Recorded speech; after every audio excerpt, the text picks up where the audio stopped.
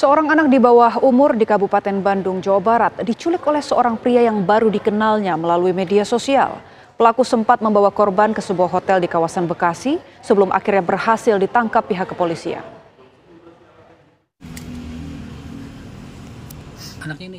Inilah rekaman kamera CCTV yang memperlihatkan korban dan pelaku penculikan bertemu di salah satu minimarket di kawasan Ngamprah, Kabupaten Bandung, Jawa Barat.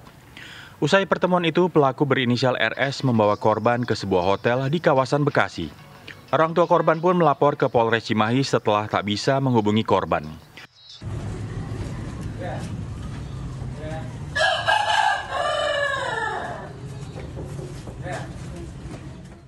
Sejumlah anggota Satreskrim Polres Cimahi langsung bergerak, mengepung dan menangkap pelaku RS di tempat persembunyiannya di kawasan Bekasi. Kita mau klarifikasi aja, Pak. Kita klarifikasi dulu. Diam kamu, diam. Bentar, Bang. Menurut Kapolres Cimahi, AKBP Tri Suhartanto, korban dan pelaku berkenalan melalui media sosial setelah menjalin komunikasi selama 5 bulan. Korban yang masih berumur 16 tahun ini diancam akan disantet oleh pelaku jika tidak mengikuti kemauan pelaku. Untuk mempertanggungjawabkan perbuatannya, pelaku terancam hukuman di atas 7 tahun penjara. Dari kota Cimahi, Jawa Barat, Endra Kusuma, TV One mengabarkan. Pelaku ini kemudian mendatangi korbannya.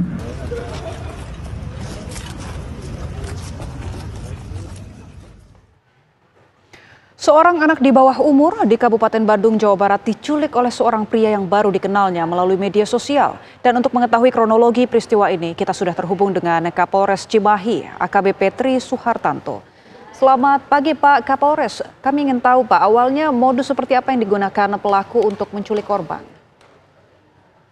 Selamat pagi Mbak, baik kami sampaikan terkait dengan adanya pengungkapan tindak pidana penculikan dan pencabulan yang dilakukan oleh seseorang berinisial RSA dan korbannya berinisial NIP berumur 16 tahun.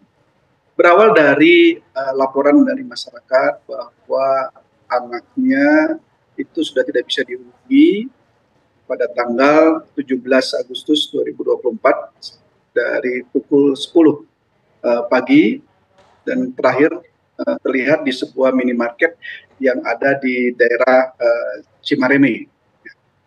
Kemudian kami mengumpulkan bukti-bukti yang ada, termasuk dengan rekaman CCTV, dan alhamdulillah kurang dari 1x24 jam kami berhasil menemukan tersangka dan korban di sebuah daerah di daerah Bekasi.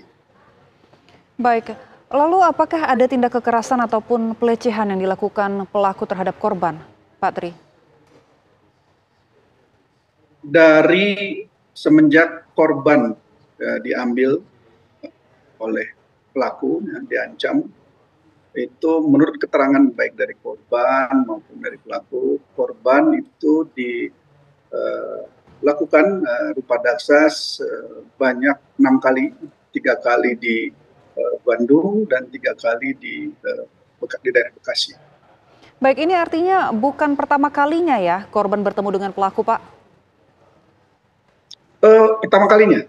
Jadi menurut keterangan dari korban maupun dari pelaku bahwa mereka saling mengenal dari sebuah media sosial, ya, itu dari Telegram, kemudian berlanjut ke WhatsApp. Nah, kemudian sudah selama 5 bulan betul-betul mereka berkomunikasi, sehingga akhirnya pada tanggal 17 Agustus ini pelaku itu mendatangi korban di sebuah minimarket. Nah, dari situlah pelaku kemudian mengambil atau mengajak korban itu untuk ikut ke sebuah mobil, ya, dan di sana dilakukan pengancaman apabila nanti tidak mengikuti keinginannya, dia akan melakukan mengancam dengan menyantet dan ancaman lainnya. Baik, ini artinya setelah bertemu di minimarket tersebut memang sudah ada ancaman ya, sehingga mau tidak mau korban mengikuti pelaku, begitu Pak? Betul. Kemudian selanjutnya korban ini sempat menghubungi orang tuanya atau bagaimana hingga akhirnya terbongkar ini penculikan ini?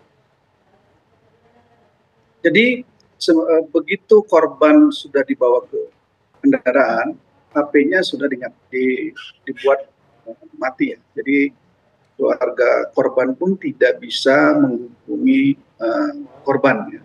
Sehingga dari situ keluarga korban menghubungi pihak kepolisian, dalam hal ini Polres Cimahi. Dari situ kami langsung melakukan serangkaian dan alhamdulillah kurang dari 1x24 jam kami bisa menemukan pelaku beserta dengan korban. Baik, Pak Kapolres, apakah ini aksi pelaku yang pertama atau sebelumnya juga ada korban lain yang ia temui melalui media sosial, kemudian akhirnya ia lakukan ruda paksa juga, mungkin ada korban lain, Pak?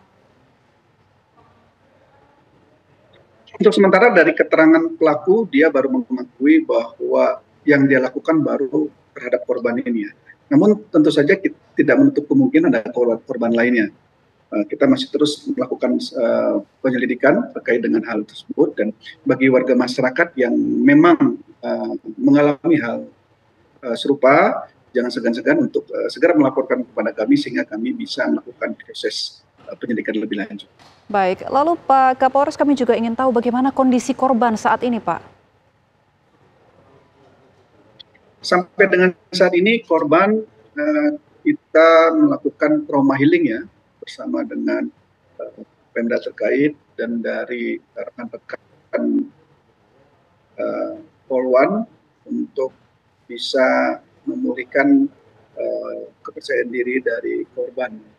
Dan sampai saat ini alhamdulillah korban sudah mulai membaik ya, dan sudah bisa beraktivitas ya.